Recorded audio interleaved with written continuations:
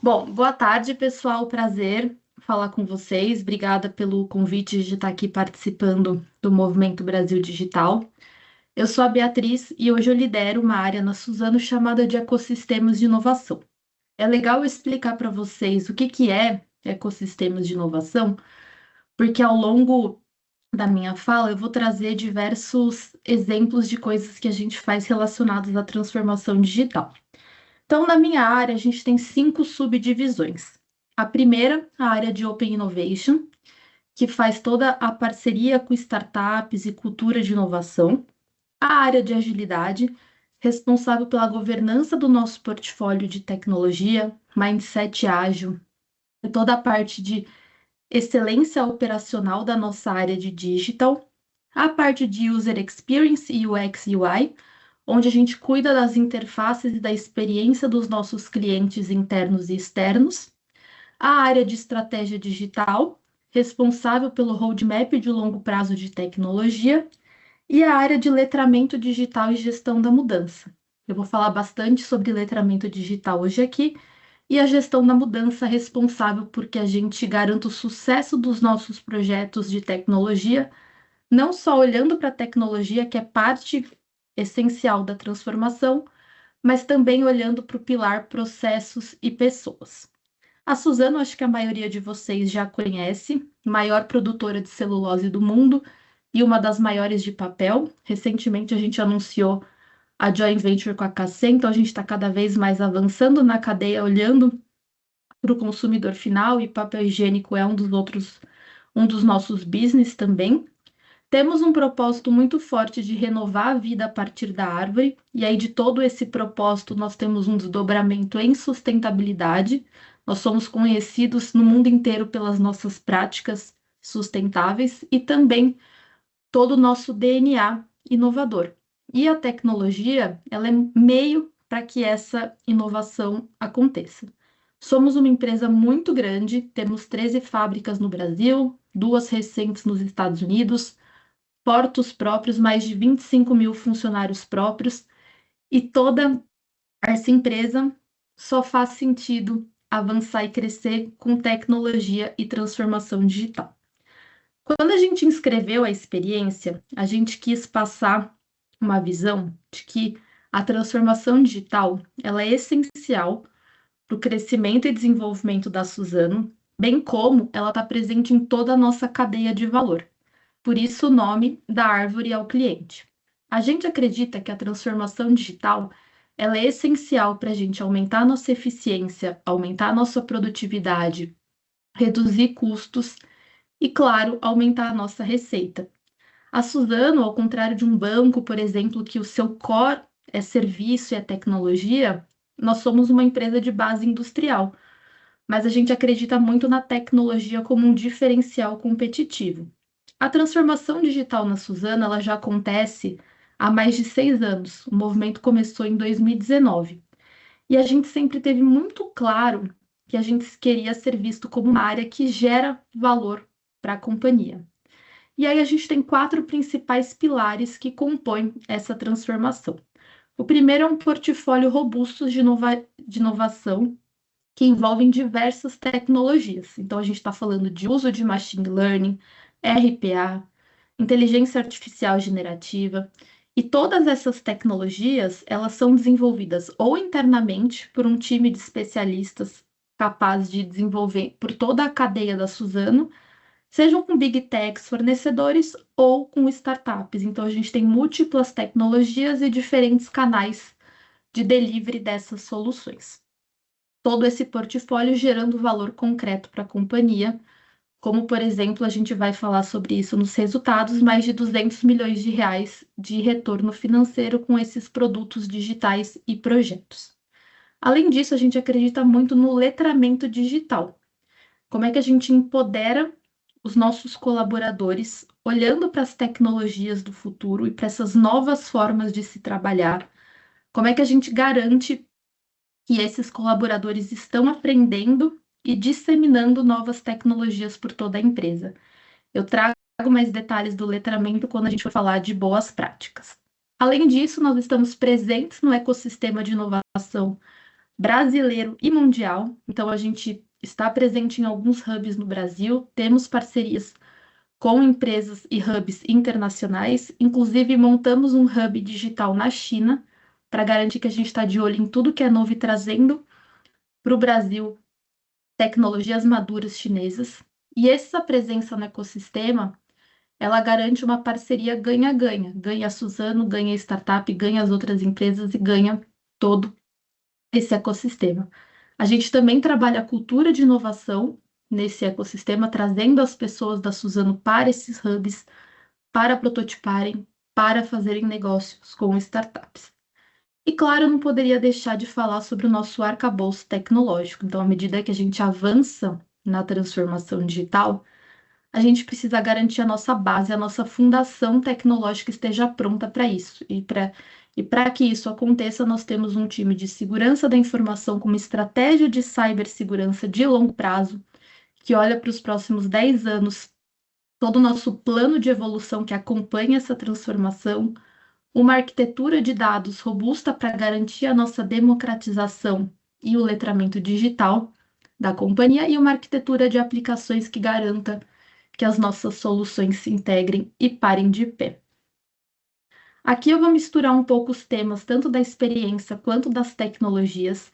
Esse slide ele é muito bom para que vocês visualizem como a gente está presente em toda a cadeia da Suzano, usando praticamente todas as tecnologias que o Movimento Brasil Digital apresenta. Então, nós temos 12 das 15 tecnologias hoje presentes na nossa cadeia. Então, desde Machine Learning, que é a nossa base para soluções de otimização, por exemplo, de planejamento, e Machine Learning para predição, por exemplo, de falhas na manutenção industrial, como soluções de automação mais simples, como um RPA, tem uma solução de automação de pedidos para o cliente que gerou muitas horas de economia para a empresa, soluções mais complexas, por exemplo, de robô, que tanto olham para a questão ergonômica dos nossos funcionários, como a otimização e eficiência logística, testando o caminhão autônomo num circuito fechado do porto, visão computacional em diversas aplicações, seja para visão de qualidade, seja segurança, RFID nos nossos almoxarifados, aumentando a nossa eficiência e controle de estoques, IoT, tanto em manutenção quanto nas nossas operações logísticas. Temos também projetos na área de segurança, seja de machine learning para insights, para olhar aquela área e um termômetro de como as coisas estão, seja visão computacional para identificar o uso correto de equipamentos. E claro, a gente tem a base, como eu mencionei, a nossa estratégia de cibersegurança e a nossa estratégia de dados, onde a gente empodera os nossos usuários, onde a gente consolida as nossas visões no nosso data lake e faz toda essa gestão. Por último, eu gostaria de mencionar o nosso avanço até chegar no cliente final. Nós temos amadurecido cada vez mais o nosso canal de vendas da área de papel, que é o nosso e-commerce, onde a gente quer garantir que esse cliente menor, que a gente chama de micro pulverizado, ele consiga comprar o nosso produto a hora que ele quiser, bem como um marketplace chamado de Suprijá, que digitaliza as papelarias. A gente sabe que nem as papelarias pequenas dificilmente teriam condições de criar o seu próprio e-commerce, e a gente está facilitando essa expansão digital dessas papelarias por meio de um marketplace. E por último, quando a gente pensa em novas tecnologias, a gente tem criado agentes, entre eles o Sofia, que é a nossa escuta ativa da nossa central de vendas. Então, além de vender no e-commerce, a gente ainda tem uma central de vendas em que a gente ouve todas as interações que esse vendedor teve e por meio do script a gente gera sugestões e como ele poderia fazer diferente. Esse slide eu não vou trazer grandes considerações porque eu acho que no da cadeia eu já resumi bem, mas como eu mencionei, hoje, na nossa cadeia de valor, nós estamos aplicando 12 das 15 tecnologias habilitadoras. Quando a gente fala de melhores práticas, a gente quis destacar 4 principais. A primeira que eu vim mencionando, essa democratização de acesso a dados, com uma arquitetura robusta, com os nossos data lakes. A gente está na vanguarda de começar a discutir a questão de data mesh, né, de empoderar os próprios owners a cuidarem dos seus dados como um produto. E isso muito em linha com o nosso upskilling, com o nosso letramento digital, porque para garantir que as pessoas saibam acessar os dados de uma forma diferente, elas precisam aprender a usar os dados. Então, a gente tem programa tanto de analytics simples, como consultar uma view, analytics intermediário, como usar Alteryx, que é uma ferramenta de manipulação e visualização de dados, bem como analytics avançado, onde a gente tem quase um MBA de dados para os colaboradores. Esse ano nós vamos formar 400 pessoas e o bacana é que toda essa formação ela é vinculada a um projeto. Então a pessoa se forma, é capacitada e entrega um projeto que gera valor para a companhia. Então ano passado teve um projeto, por exemplo, que reduziu a quantidade de produtos que a gente faz uma certa análise de qualidade, a gente passou a fazer análise com menos amostras e isso gerou um ganho de eficiência operacional para a logística, porque eu tinha um buffer ali de produtos que eu precisava analisar e com um modelo preditivo eu consegui reduzir essa análise, trazendo um ganho ali de 2 milhões de reais para a companhia. Então, exemplo de uma pessoa que se formou, entregou um projeto e gerou resultado concreto para a companhia. E aí, quando a gente olha para essa democratização de dados e para o upskilling, isso só é possível se eu fizer uma boa gestão do meu custo cloud. Então, a gente implantou práticas de FinOps para otimizar e monitorar bem os nossos recursos tecnológicos, porque à medida que eu dou mais poder para o usuário, eu preciso ter esse controle, e aí a gente consegue fazer essa boa gestão. E por último, como eu mencionei, a gente tem trabalhado com startups desde 2020, já realizamos mais de 100 provas de conceito, capturamos mais de 50 milhões de reais em retorno com as soluções dessas startups e trazendo essa relação ganha-ganha com o sistema e Suzano.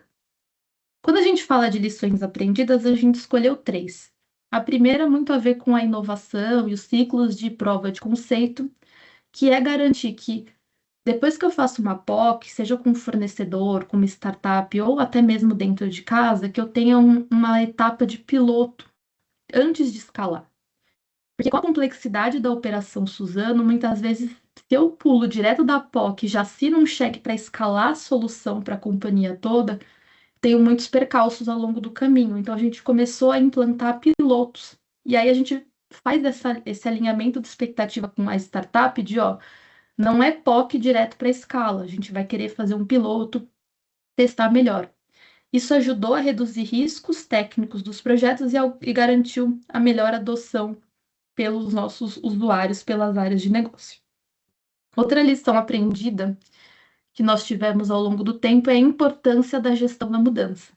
Normalmente, quando um projeto dá errado, não é necessariamente por uma questão tecnológica. Envolve muito alinhamento de expectativa, alinhamento dos stakeholders corretos, treinamento das pessoas e uma avaliação dos processos. Se os processos não estiverem bons, não é a tecnologia que vai resolver.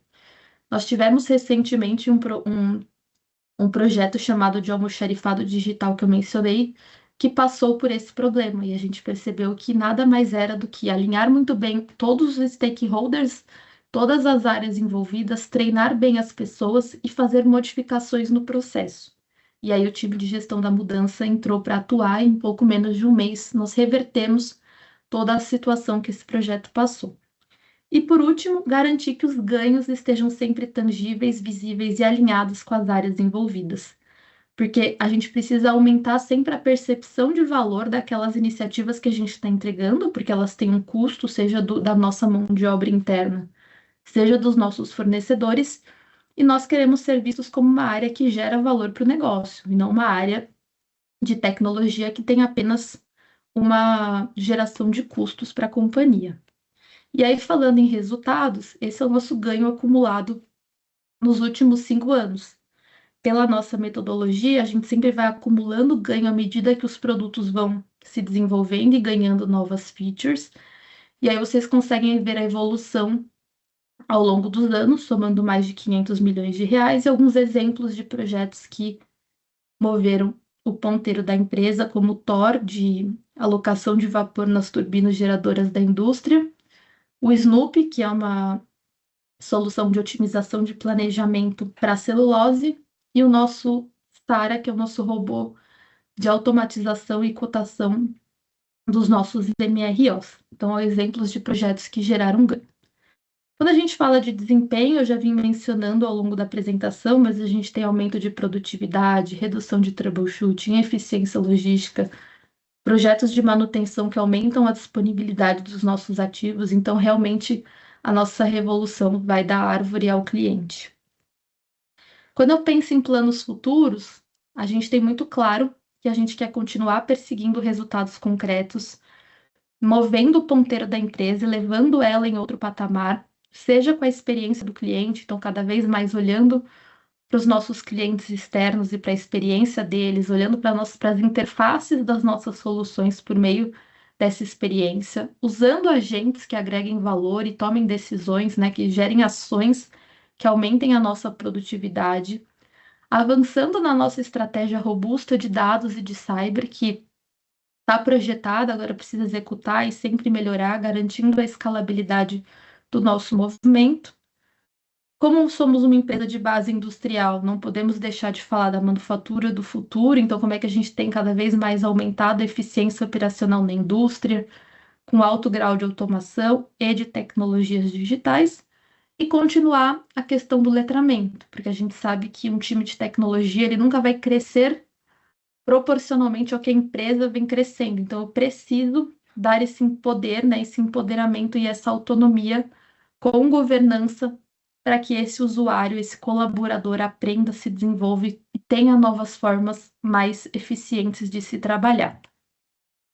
Falando dos pilares, nós estamos presente em 4 dos 5 e em 15 dos 23 fundamentos. Eu acho que na minha fala eu já fui citando boa parte deles, e pela estrutura de ecossistemas, vocês podem perceber que a gente trabalha o Agile Mindset, nós temos uma área de agilidade olhando para tudo isso, a gestão da mudança que eu mencionei, toda a parte de educação e capacitação digital, a inovação aberta, toda a parte de experiência do cliente, nosso Suprijá, que não deixa de ser um novo modelo de negócio que a Suzano vem percorrendo, né? Então, além de um ganho de receita com os nossos produtos, papel celulose e papel higiênico, a gente vem expandindo para ser esse marketplace de apoio às papelarias e sem contar o pilar de sustentabilidade, que é o nosso core. Nós temos diversas ações, tanto para meio ambiente quanto para a parte social, olhando para a qualidade de vida dos nossos colaboradores. Então, se vocês verem as nossas soluções de segurança, de ergonomia, sempre colocando o nosso colaborador no centro. Quando eu olho para os nossos